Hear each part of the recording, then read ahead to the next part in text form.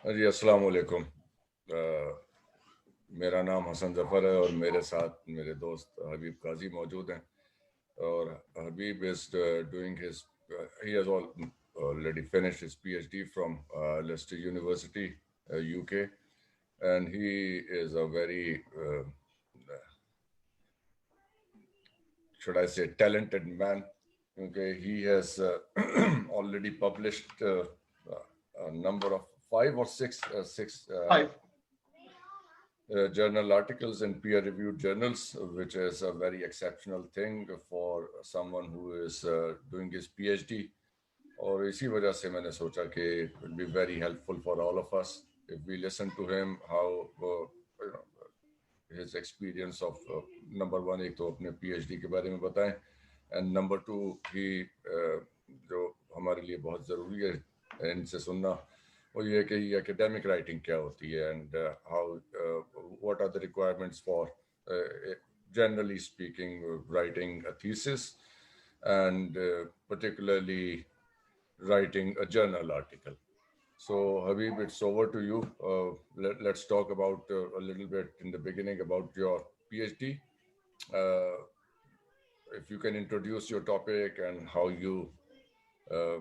the whole journey was, what was your experience, और उसके बाद फिर then we can go on with the rest of the thing. My PhD is about Pakistan's national identity construction through curriculum textbooks, broadly. And in this regard, I have drawn on multiple data, like documentary data, which includes a national curriculum policy of 2009. Now we have got a new one as well, which is 2017, but like my focus was 2009 when I started my doctoral study. And compulsory textbooks, which are taught at secondary and higher secondary level. By that, I mean year 9, 10, 11, and 12. And textbooks include all compulsory textbooks being taught at these levels, like, for example, Urdu, English language, and Pakistan studies. I collected field data as well, and I've drawn on students and teachers. I collected data from Islamabad, from 6 different schools, 3 boys and 3 girls schools. And well, when it comes to data collection methods, like it included students' focus group interviews, which I conducted with about 424 students. And then teachers teaching these students. So I conducted 12 semi-structured, open-ended interviews with teachers and participatory tools with students. So it's like very holistic. Curriculum, policy, textbooks, compulsory textbooks, teachers' data, and students' data, as well as I considered the school's physical sites as well. So the pictures being displayed in corridors, classrooms, school's morning assembly. So this is all my data.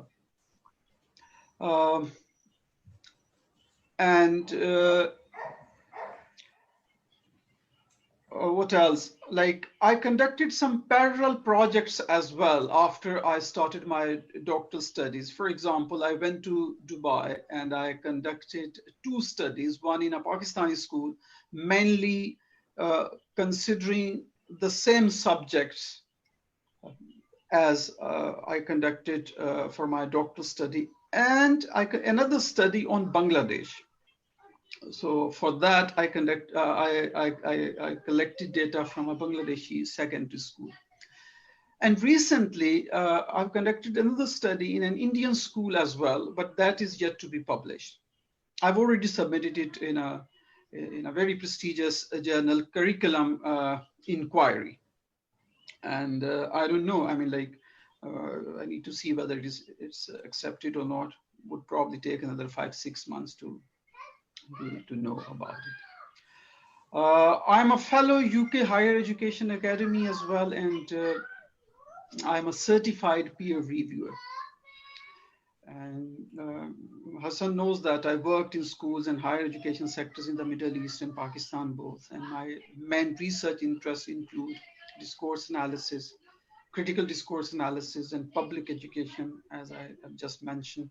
And my focus is the national curriculum of Pakistan, Bangladesh, and India, uh, all three post-colonial states. And my interest is in national identity construction and power discourses, faith, culture, gender. And particularly, I'm interested in exploring the interplay of gender, religion, language, ethnicities in the context of educational institutions for the construction of students' national identities. And in this regard, I've drawn on all education system actors, which as I described earlier, curriculum policies, textbooks, school as a structure, teachers, students, they all are different education system actors, or like you can also call them stakeholders.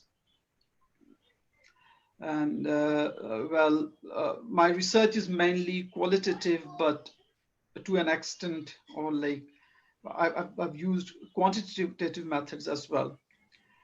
And I've published in several prestigious peer-reviewed journals. So that's all about myself. Thank you very much. Habib, now let's come to the heart of the matter, what we wanted to talk about today. Actually, how it all started. I talked about my PhD thesis maybe a week ago, and people took a lot of interest in it, which was quite surprising for me because I thought they knew me as someone who was reading stories in the evening. And it set me thinking that if we actually that there are, of course, there are people who are doing their MPhil and PhDs, or they are aspiring to get enrolled in these courses. So people actually uh, it's helpful for them if we share our experience, and particularly, I mean, you have gained a lot of experience of writing for journals, and that's why I thought that it would be really helpful if you can talk about particularly uh, focus, having a focus on this idea, or how to, first you can generally talk about academic writing, and then we shall move on to the next thing. Right. Well, um, well, it's as we decided earlier that it's going to be an unstructured kind of talk. And yes, I do realize the importance of these sessions, and thank you very much for giving me the opportunity. So my idea is for today's session to conduct an unstructured talk, and our focus is going to be on academic writing and how it reflects in, say, research papers, dissertations, theses, etc. And to share my personal academic journey and the focus on publishing research articles in international peer-reviewed journals. Obviously, the idea is to it's your thing. If you plan the way you want to go about it, so it's your it's call. fine. It's fine. Issues in that, yes. Yeah, the idea is to motivate learners, like the audience who join us later. They should understand. They should understand. And you and I know. I mean, all the people who have been through this process and exercise, that there is a fear of writing also lurking somewhere. Yes, the fear of prosecution is also there. I read it somewhere that when you're writing your thesis, you always have this feeling of somebody watching over your shoulder, all the time. That's very true, by the way. Yeah, it's very true. Yes. And do you think it compromises your natural flow of writing somewhere? This fear of being watched all the time. I think yes, yes, yes. Yes, it It happens. can be, yeah, it can be very compelling at times. Yes, exactly. Yes. Because I saw that when I look at my thesis, I really I feel I could do a lot better, and I think Yes. it's a natural feeling because when I look at my previous writings, they have, Hmm. you know, more they are more lucid and uh, And more probably, readable. Yes, yeah, you're referring to your basically your creative writing, in when you talk about that, yes, right? Of creative course, like, writing. yeah, of course you Yeah. have more scope and more freedom, but when it comes to academic writing, it's very structured. And of course you feel constrained, because there are so many factors: audience, the kind of language being used, and and and the idea of like you don't have much liberty when it comes to academic writing. The scope which it offers is Yeah. limited compared to your creative writing, and of course naturally you're more lucid, and the kind of Yes. freedom it gives you. So that's understandable, I would say. Hmm. So coming back to like this session, so I think, like, if people get interested, and if we could uh, somehow identify what they are basically interested in, like vis-a-vis their academic interests, academic careers, and or in relation to what, like, their examiners expectations. Hmm. So if we get some feedback, so then probably we'll be able to devise some writing strategies or plans accordingly. But for the time being, let's get started. And the idea is, the basic thing which we are going to discuss is, like, what does academic writing involve? Does this sound okay?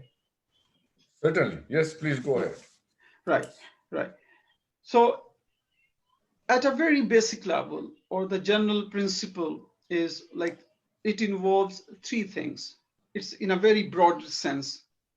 I'm not particularly talking about research writing, article writing, or like thesis, but in a broader sense, when it comes to academic writing, there are three very basic aspects. First is task fulfillment, like what is required of you. So can you Yes. address that task accordingly, or meeting the requirements? And then cohesion. Cohesion, like, refers to the basic rules of sentence structure. Two levels of cohesion: grammatical cohesion and lexical cohesion. And then coherence, the way text makes sense to readers. Like, it involves the natural flow of writing, transition from one paragraph to another paragraph, you know and the way you structure your overall ideas. So that refers to coherence. So cohesion is basic sentence structure, and it refers to grammatical cohesion and lexical cohesion. So I mean, like, it applies to all kind of academic writing. For example, if you are doing an IELTS exam, let's suppose you intend to seek admission in a Western university, and obviously the first requirement is to go for an IELTS exam, right? So this is all inclusive. Uh, I mean, like, these general principles which I've discussed. And the other things, now I'm like taking a look at my slides Go on, as go well. on. Yep, Well, yep. I know our audience should also know that you have a CELTA certification as well, and you are super Yeah. qualified to teach. No, yeah, that's fine. Yeah. Yeah, yeah, Yeah. yeah. Yes. Of course, CELTA is all about teaching students a Yes. second Yes. language. Yeah. Yes. Okay, so coherence, cohesion, task fulfillment, and then required level of academic writing. So this would vary considerably. For example, if you're taking an IELTS exam, your required level of academic writing is different than when you are writing a research article. or Mphil dissertation for that matter. Yeah. But like certain basic thing, you know, like necessary high standards in spelling, referencing, choice of lexical items, grammar, etc., they would probably remain, you know, like quite consistent. Another aspect is like when you are writing, you need to do conscious effort to reduce redundancy. And in a way, it can involve repetition as well. And when it comes to repetition, it could be repetition of structure as well, not necessarily ideas or the lexical items which you are using. Yes, so exactly. Yeah, so you need to be very careful regarding all these aspects. If you repeat a similar structure, probably it's not a very good idea. And and particularly in Sounds thesis. bad, yes. Yeah, Sounds bad, yeah, when you're reading. exactly. Exactly. And obviously One phrase recurring in, you know, in the same paragraph several times, or even in generally in your writing. Well, I was reading an article and I had this feeling that one particular phrase, a word was repeatedly used. I think it was the writer's, maybe because he's a very established writer. So maybe it was his style to emphasize on that particular thing. But somehow I had this feeling that this word should have been, you know, replaced by some other expression in maybe a couple of places. Like in 5-6 pages, it occurred more than 10 times. I see. Yes, which is too much. Yeah, indeed it is. Yeah, yeah. Yes. And it's kind of, I mean, like boring as well. Yes. Yeah. Yes.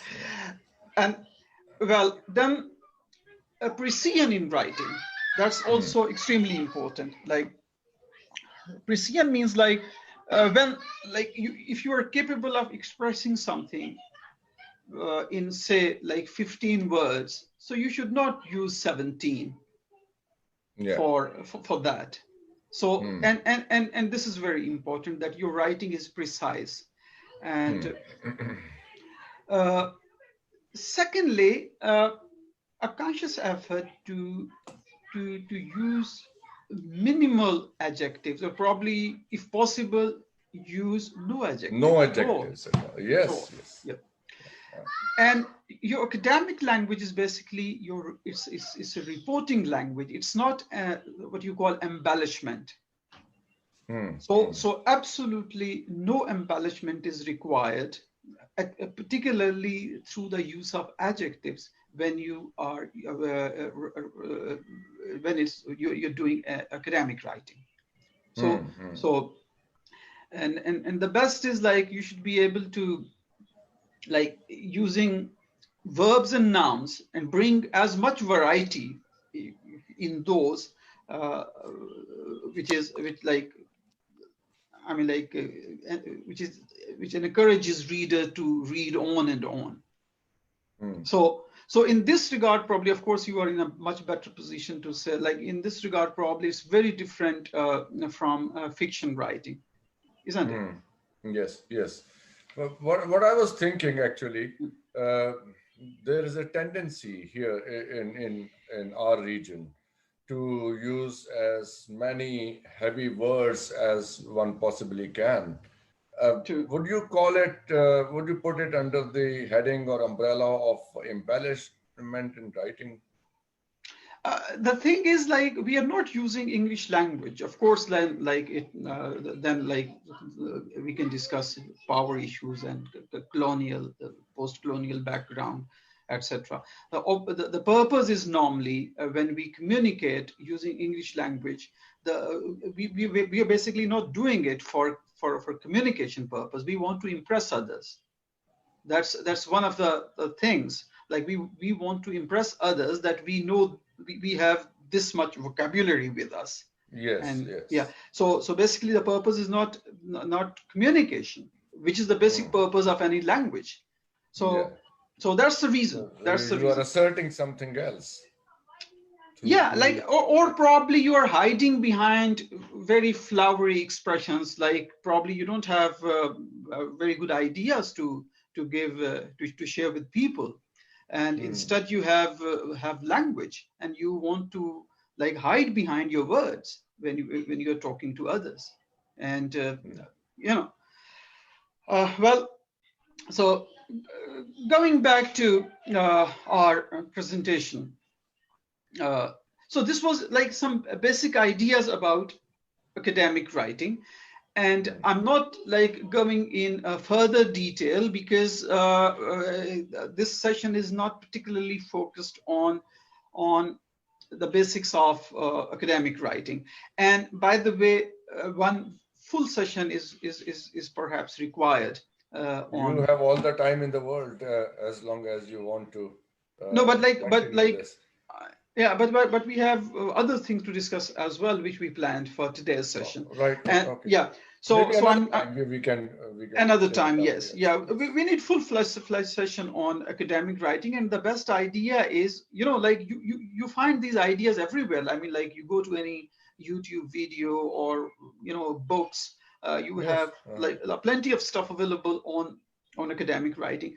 My idea is the practical application of these ideas, and the thing is, like, if you could have let's say a research article in front of you, and you take the audience or you know, like students, learners through that, and then like point out every aspect sentence by sentence, so that would probably you know, help, instead of just reading, you know, different ready-made stuff which is available with us, and there's no shortage of that.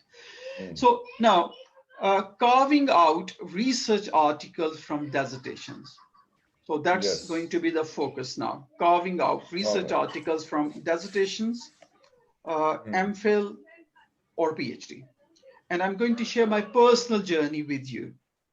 Well, regardless of whether it's an MPhil thesis or PhD thesis or your research articles, and in social sciences, let me emphasize this thing, like I'm particularly focused on social sciences. Thank you very much for this. Yeah. This must be highlighted. Yes. Yeah. So we have 5-6 very clearly defined sections. You have introduction, and sometimes literature review part is part of your introduction. That's fine. It varies from, it's not strictly from discipline to discipline, but like varies from the style of different journals, or your supervisor's preferred style as well. So sometimes intro and literature review are clubbed together, and sometimes intro is an independent section. Then, like, you have methodology. In social sciences, you have very rigorous methodology, and the reason is through your methodology, you are trying to establish the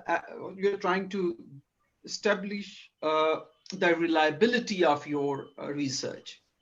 So if that methodology part is not there, probably you'll not be able to establish the reliability, the validity of your research. So it's a question of validity and reliability. So that's why you have very extensive methodology. And secondly, what I realize is, you know, social sciences are somewhere between natural sciences and humanities. And the idea is to make social sciences as closer to natural sciences as possible. So that's why you have very rigorous methodology. Obviously, for natural sciences, you are doing everything in a laboratory conditions, where and evidence is very strong, and it's repeatable. You know, the findings or outcomes are repeatable. That's why, you know, like we have aeroplanes flying, and you have, you know, cars running on the road. So naturally, you know, so that's very established. That's the model.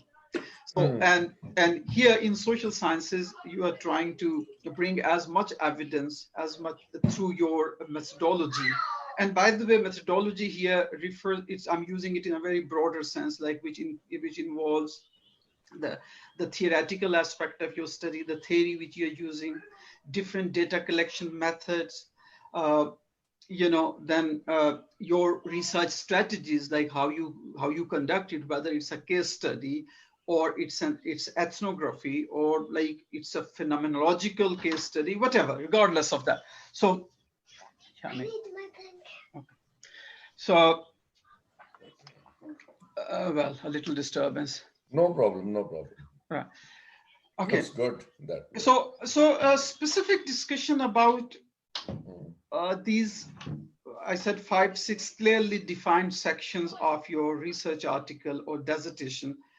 We can have a specific discussion later at some point, because I would probably need a series of discussions,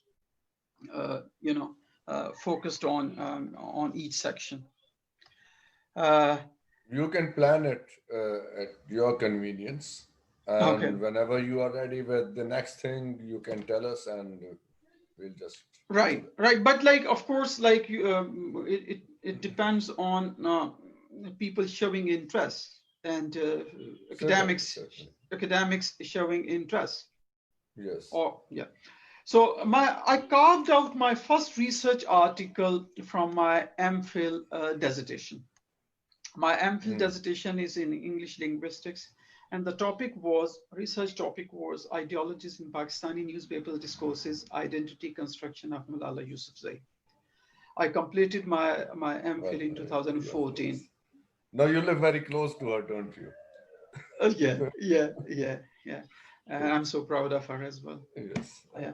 And wherever I go, like I told you, like I work in schools in Leicester as well, and I cover around 10 to 12 schools, and it includes Leicester suburbs as well. Wherever you go, like in the library, or you get to see her picture, and along with the like great dignitaries of the world. And this is something to be, I believe, to be proud of, And well, so let's not get carried away. So I feel getting carried away. Okay. So my MPhil thesis, like ideologies in Pakistani newspaper discourses, and the framework was normal, fair clause, critical discourse analysis. The topic of my research article, which is heavily modified, is identity construction through media discourses, Malala Yousafzai in Pakistani English newspapers. Now, I'll explain it later, why and how it's heavily modified. But like, I use the word carving out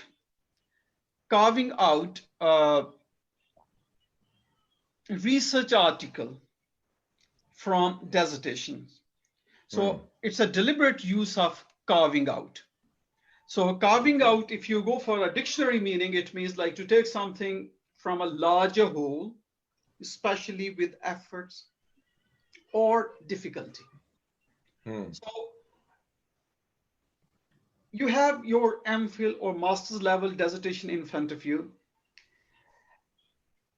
It's like, you cannot like just like take out sort of chunks from your MPhil dissertation and present it for a research article. Probably it will not work. So you need efforts, and you need a lot, and it involves a lot of difficulty as well. I'll explain it like how. So, and then like back to academic writing now. So difficulty involves identifying the right journal, then reading its aims and scope, finding out the word limit. Like probably in your master's level or MPhil level dissertation, you were allowed to write 35,000 words. In UK, you have 50,000. Like if it's your MPhil is by research in social sciences, you write some 50,000 words. Whereas a research article offers you ideally between 7,000 to 8,000 words. And you have like, as I mentioned earlier, some very clearly defined section: literature review, introduction, methodology, findings, discussions, presentation. So now the idea is like how to take out an article from it and which doesn't exceed 7,000 or 8,000 words. So here you require heavy editing besides other things. And this involves critiquing your own writing. Like earlier, probably you created something and your supervisor was probably not much particular about your choice of words, the kind of language you used. Probably you were inconsistent on several occasions.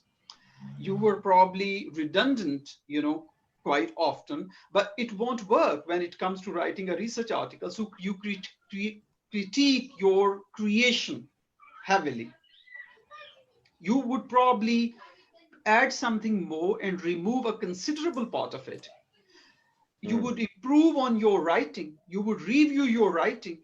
And earlier, if you were, because of the kind of latitude available, if you were like subjective occasionally, here in research article, probably you need to be more objective.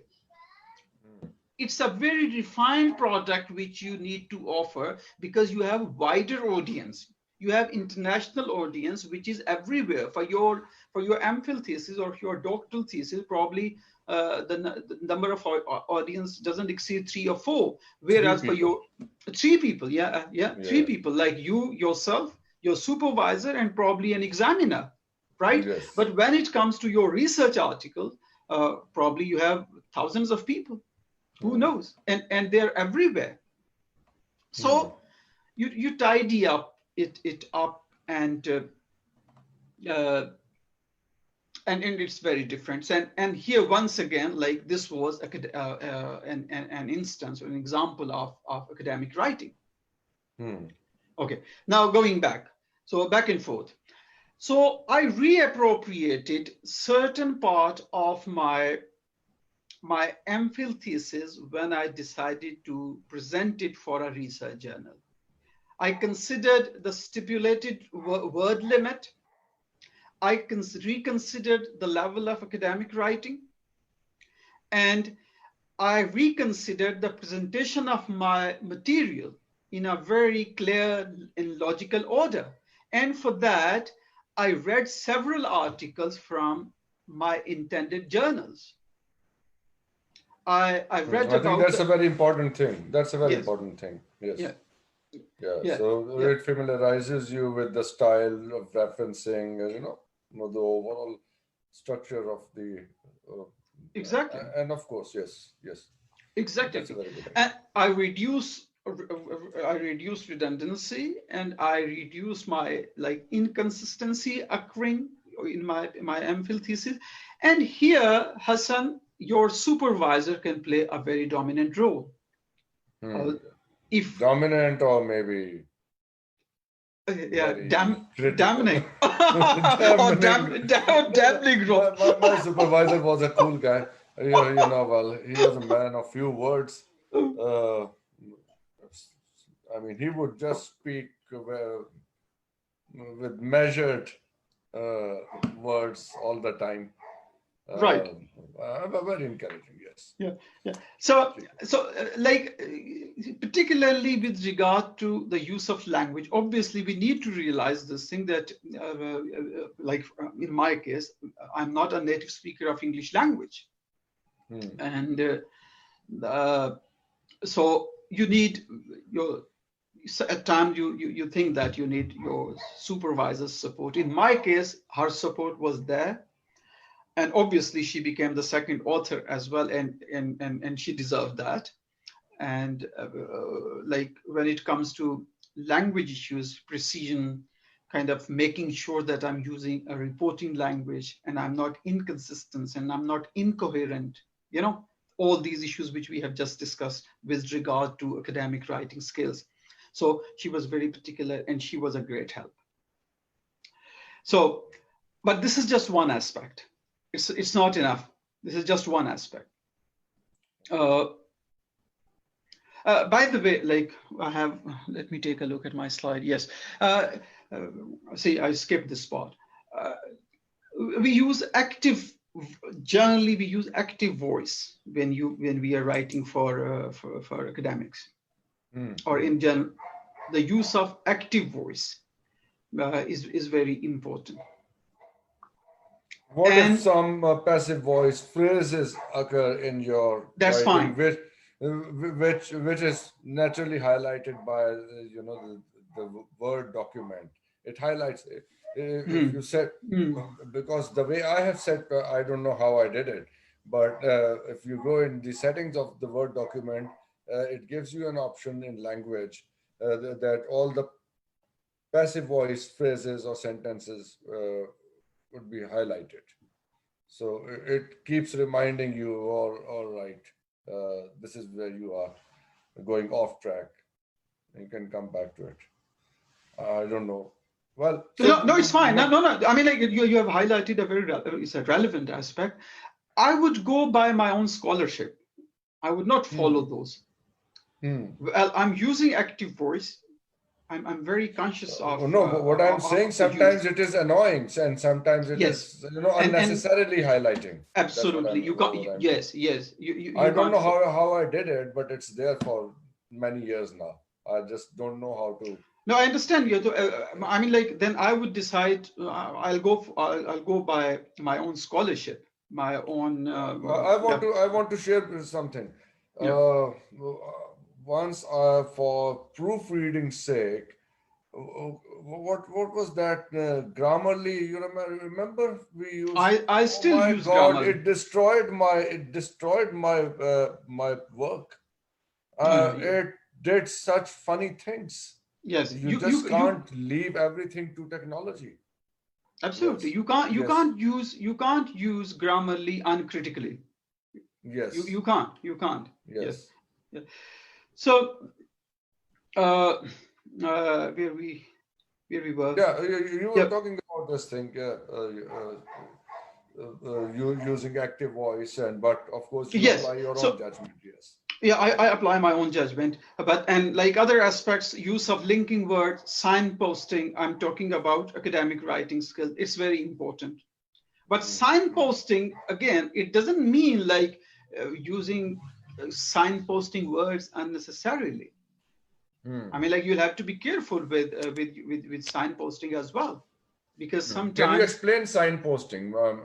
Well, in very simple words, using linking words, transition from one paragraph to another, like within a paragraph, and then transition from one paragraph to another. So like similarly, likewise, on the other hand, however, consequently, subsequently, on the contrary.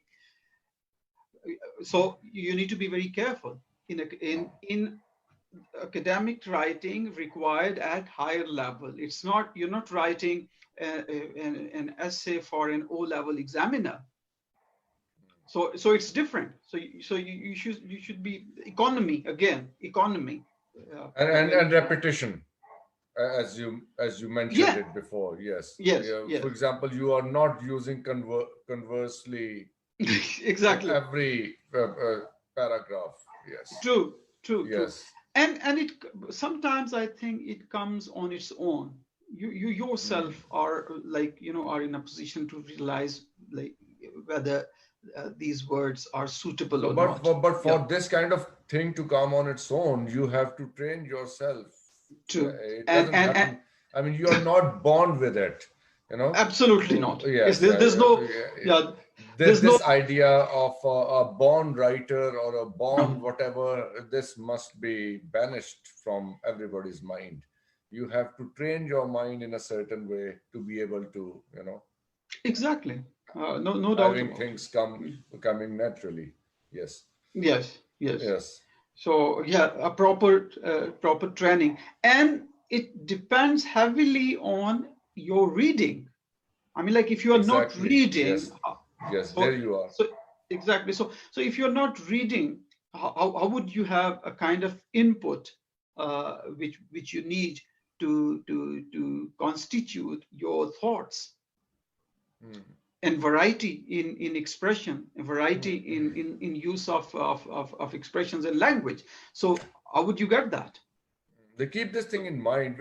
At another time, maybe we shall talk about this thing when people say, "This is my own idea." I mean, what is your own idea? I mean, we should talk about it. Well, then it I don't want involves, to distract you.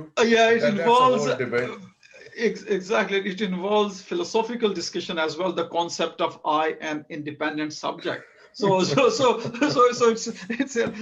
a different topic. Yeah, yes. Well, going back to, but in a nutshell, I would want to just insert one thing. It's a nonsense when somebody says, "Ye mera apna khayal hai." Yes. Well, probably it's, yes. So that's yes. so So here I'm sorry. I'm putting it very no here it candidly. emerged.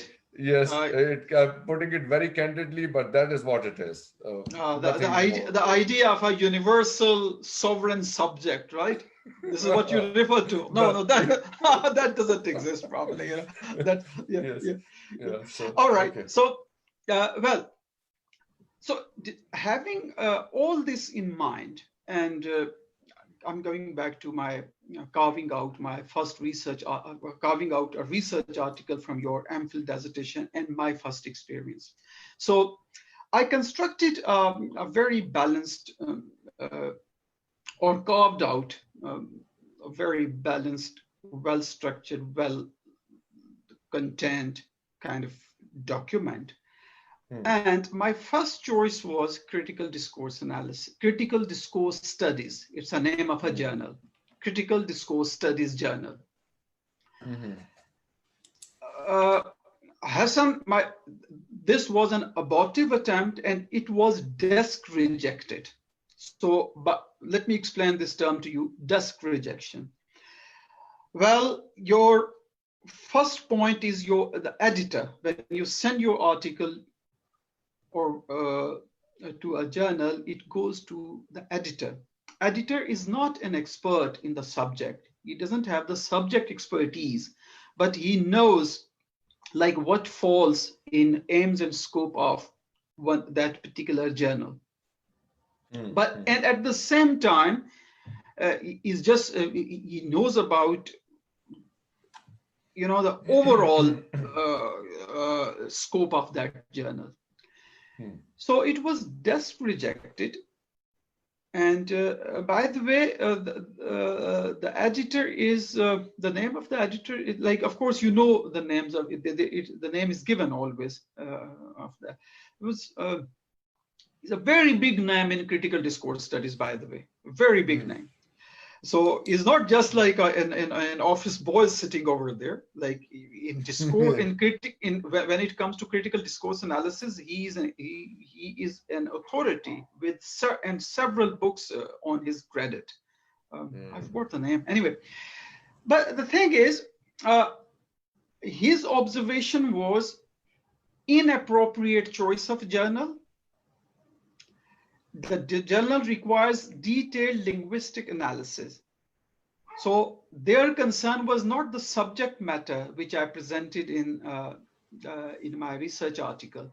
They were looking for methodological rigor, and which comes with detailed linguistic analysis of the discourse, and though I mentioned earlier that I had done my MPhil in using Norman Fairclaw's critical discourse analysis. But when it comes to the standard of critical discourse studies, probably it was not at par with like the kind of requirement or methodological rigor which was required. So it was desk rejected.